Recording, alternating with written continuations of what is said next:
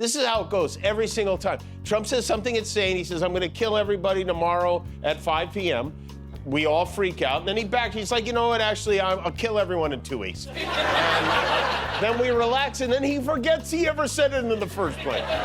He has the memory and the skin color of a goldfish. And the worst part of all this is how relaxed the congressional Republicans are about it. Now, he threatens to annihilate a civilization. They're like, well, you know how he is. He's a big talker. He yaps. And it's always 2 weeks. He's like a conscientious employee. He always gives 2 weeks' notice. I'll be making a big decision on the Paris Accord over the next 2 weeks. We're signing a health care plan within 2 weeks. We call it the gold card, and we're going to start selling, hopefully, in about 2 weeks. So we can just sit down, and I'll do this at some point over the next 2 weeks. They would have had a nuclear weapon within 2 weeks. We'll have something in 2 weeks. You'll have your approval in 2 weeks. I could answer that question better in 2 weeks. I'll let you know in about 2 weeks. You can ask that question in 2 weeks. 2 weeks. I think in 2 weeks we'll know which way I'm going. On another crazy day here in the United States of America. Probably the most dangerous episode of The Celebrity of President yet today. It was D-Day. In this case, the D stands for dementia, but it was D-Day today.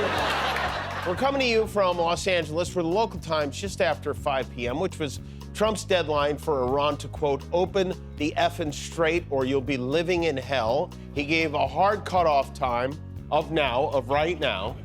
And then this morning he wrote, a whole civilization will die tonight, never to be brought back again. The same man that he was bitching about losing the Nobel Peace Prize. Now he's threatening a civilization with death. He went from Mahatma Gandhi to General ZOD like that. And then, so all day today, everyone, most notably the people of Iran, were wondering if their civilization was going to die tonight. Well, good news, it didn't. It was the Taco Tuesday of all Taco Tuesdays. Trump said he would decimate Iranian power plants in such a way that they will be burning and exploding, never to be used again, just like the toilets at Mar-a-Lago. You know what Donald Trump was doing on this date, April 7th, 2004? He was on The Tonight Show with Jay Leno, shaking hands with the gang from American Choppers. Now he has nuclear bombs. The Pope today, Pope Leo, called Trump's threats against Iran truly unacceptable. So get ready for a strike on the Vatican very soon. Former Congresswoman Marjorie Taylor Greene, Candace Owens, and his former communications director, Anthony Scaramucci, they're calling on the cabinet to implement the 25th Amendment. Those people who are in direct contact with the president need to say, no, I'll resign. I'll do whatever I can do legally to stop this because this is insane. How do we 25th Amendment his ass? The problem is to get the 25th Amendment is harder than impeachment. You have to get 2/3 of the House and 2/3 of the Senate. So what do we do?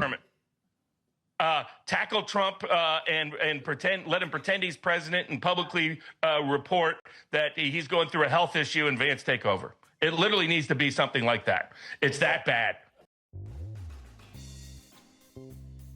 Please subscribe. It really helps our channel.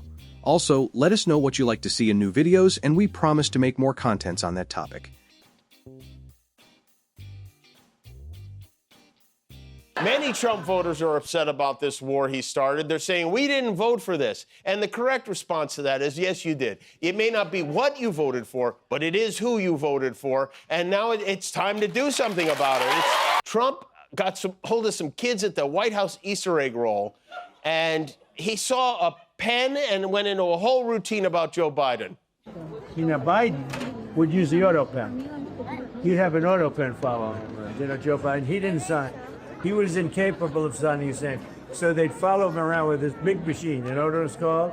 An auto pen. He's so good with kids. He really knows how to talk to them. He reminds me of Miss Rachel in a lot of ways, you know? So that's the sort of thing you can't defend, right? Objectively, it's a crazy thing to say to children. Even his assiest kissers would roll their eyes at that moment, right? You'd think, but if you did, you would be incorrect. There are so many people saying, why would Donald Trump speak to these young children about the autopen? They don't care. Donald Trump is doing what Republicans and Democrats refuse to do, and that is to remind the American people about the deception and fraud that Democrats perpetuated for 4 years when they were covering up Joe Biden's cognitive decline. She's so right. You know, I just dropping my son off at school the other day. Not one of the second graders knew anything about Joe Biden's cognitive decline. They didn't know autopen. They didn't even know about Benghazi, these kids. I think there might be lead in Brianna's mascara. And if the president thinks that any of this is going to distract us from the fact that his name appears hundreds of thousands of times in the Trump-Epstein files. Bill Gates and Secretary of Commerce Howard Lutnick have been asked to testify before the House Oversight Committee, Lutnick in May and Gates in June. That goes against the wishes of Trump's redacting acting Attorney General, Todd Blanche, who said the Trump-Epstein files should not be a part of anything going forward, but they will, whether he likes it or not. You know, Todd Blanche, after Pam Bondi got fired, he got her job, Attorney General, on a temporary basis. Today, a reporter asked if he wants that job for good, and he had a lot of answers. As to whether or not I want this job, I did not ask for this job. I love working for President Trump. It's the greatest honor of a lifetime. And if President Trump chooses to keep me as acting, that's an honor. If he chooses to nominate me, that's an honor. If he chooses to nominate somebody else and I go back to being the DAG, that's an honor. If he chooses to nominate somebody else and asks me to go do something else, I will say, thank you very much. I love you, sir. J.D. Vance went almost as far away as the astronauts. He skedaddled off to Budapest to make a campaign stop in support of Hungarian Prime Minister Viktor Orban. Orban is running for re-election. He is also an anti-immigrant, anti-free speech, anti-you-name-it guy. But Trump had better be careful because it looks like J.D. might have his Maybellines on a younger and sexier strongman. The relationship and friendship between Hungary and the United States is very important to us, in part because we love the Hungarian people and this amazing nation and culture, but in part because the president loves you, and so do I. Okay, I spent, I'm sure you spent, the entire day wondering if the president of the United States was about to order a genocidal attack on a country of 93 million people. This morning, the president issued a threat to the entire population of Iran, saying, quote, "A whole civilization will die tonight, never to be brought back again." We also saw efforts to play into the president's desperate theatrics, treating this whole thing like it was some sort of a primetime TV reality show. Well, tonight, just an hour and a half before his self-imposed deadline, Trump backed down. In a post on his social media account, Trump said he had agreed to, quote, "suspend the bombing and attack of Iran for a period of," you guessed it, 2 weeks. And in case you weren't familiar, 2 weeks has long been the president's absolute favorite timeline for putting off promises that he doesn't want to deliver on. I can't tell you that, but I'll let you know in about 2 weeks, within 2 weeks. I could answer that question better in 2 weeks. I'll do this at some point over the next 2 weeks. I'll announce it over the next 2 weeks. I'll tell you about that in a month from now or 2 weeks from now. You trust President Putin? You know, in about 2 weeks. You can ask that question in 2 weeks, and we'll see. It'll be out in about less than 2 weeks. We're going to start selling, hopefully, in about 2 weeks. The 2-week ceasefire that Trump announced tonight was brokered by the Prime Minister of Pakistan, who says it applies to the entire region and is effective immediately. Trump says the deal is contingent on Iran agreeing to the, quote, "complete, immediate, and safe opening of the Strait of Hormuz."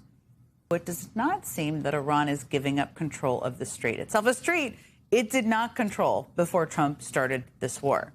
In fact, Iran's foreign minister made a point of saying that safe passage through the Strait of Hormuz will be possible via coordination with Iran's armed forces, which definitely does not sound like going back to the way things were just over a month ago. The United States committed in principle to, quote, "continued Iranian control over the Strait of Hormuz, acceptance of enrichment, lifting of all primary and secondary sanctions, and payment of compensation."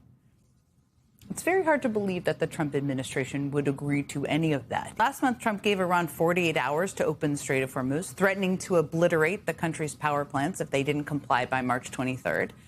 But when that day arrived, Trump extended his deadline by 5 days, saying the U.S. would hold off until March 28th. Then he extended that deadline by 10 days, setting it for April 6th at 8 p.m. Eastern. Gas prices are at their highest levels in years, with the national average now sitting at $4.14 a gallon, according to AAA. Trump has destroyed America's already fractured relationship with our closest allies, threatening the future of the NATO alliance. America has lost any moral authority on the question of war crimes and whether we can expect other countries to adhere to the Geneva Conventions as Trump ignores them. If you work in the White House or in the U.S. military, now it's time to say no, absolutely not, and say it directly to the president, no. Those people who are in direct contact with the president need to say, no, I'll resign.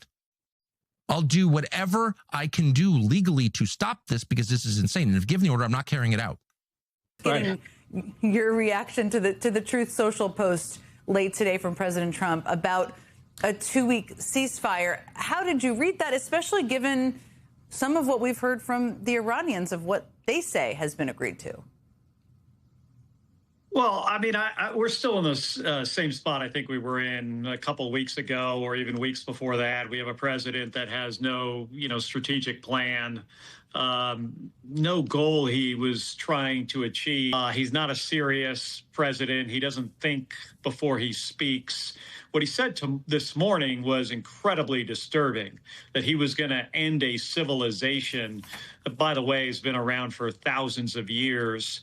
And in doing that, he was basically saying that he was going to commit unlawful acts.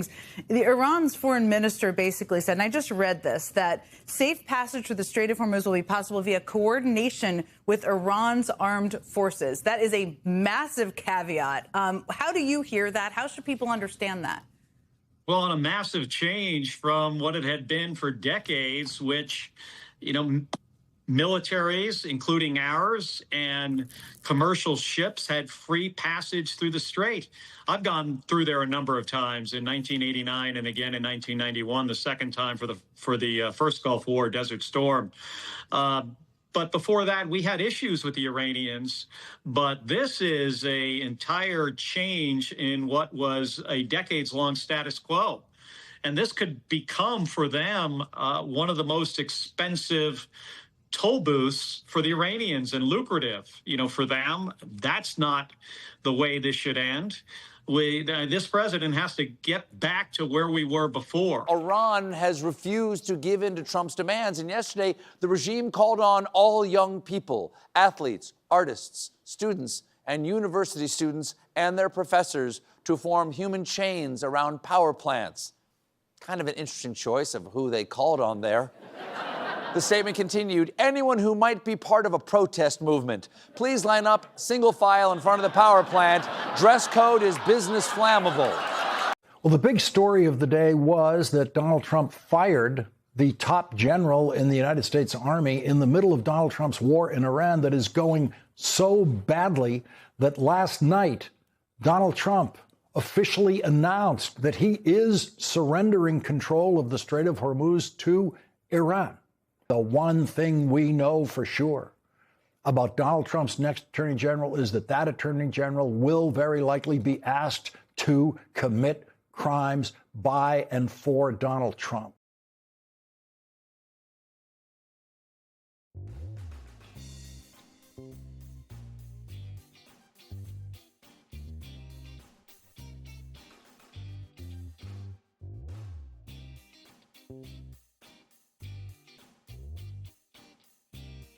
you